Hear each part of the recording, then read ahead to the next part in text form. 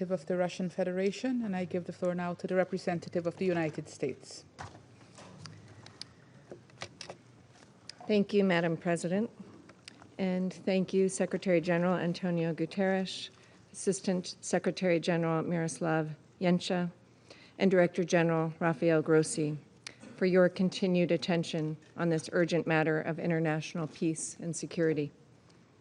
Madam President, last evening, U.S. military strikes targeted nuclear facilities in Fordow, Natanz, and Isfahan with the aim of dismantling Iran's nuclear enrichment capacity and stopping the nuclear threat posed by the world's foremost state sponsor of terror.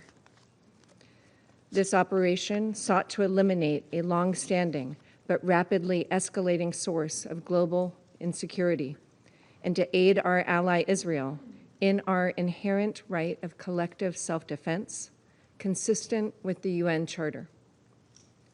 For 40 years, the Iranian government has called for death to America and death to Israel, and posed a constant menace to the peace and security of its neighbors, the United States, and the entire world.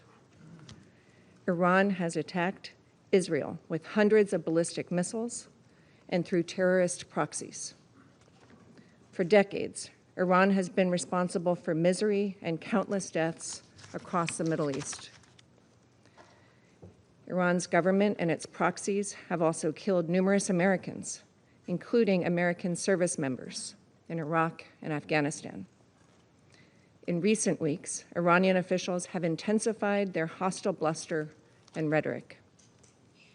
Iran has long obfuscated its nuclear weapons program and stonewalled good faith efforts in recent negotiations. Madam President, the time finally came for the United States, in the defense of its ally and in the defense of our own citizens and interest, to act decisively. The Iranian regime cannot have a nuclear weapon. Let us be clear. Iran should not escalate. As President Trump said, any Iranian attack, direct or indirect, against Americans or American bases will be met with devastating retaliation. To fulfill its core mission of maintaining international peace and security, this Council must call upon the Iranian regime to end its 47-year effort to eradicate the State of Israel, to terminate its drive for nuclear weapons, to stop targeting American citizens and interests, and to negotiate peace in good faith for the prosperity and security of the Iranian people and all other states in the region. Madam President, a member state here today cast aspersions about hypocrisy and raised the forthcoming meeting on UN Security Council Resolution 2231.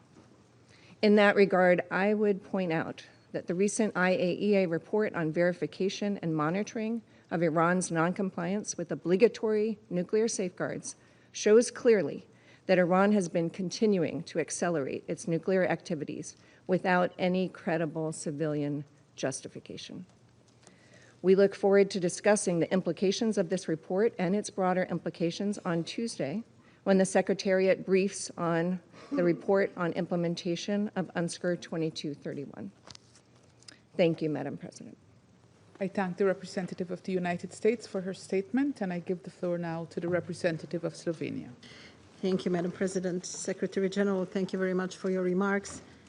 And thank you also to Director General Grossi and Secretary General, Assistant Secretary General Jenca for their briefings. Madam President, this body is mandated to work for maintenance of international peace and security. There are moments in this chamber and outside, pivotal moments that shape our collective future. We believe today's debate is one of them. Slovenia denounces the sharp military escalation.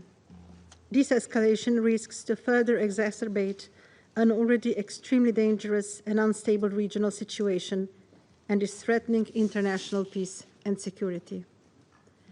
Therefore, we join the Secretary General's call on the parties to the conflict to disengage from further escalation and retaliation.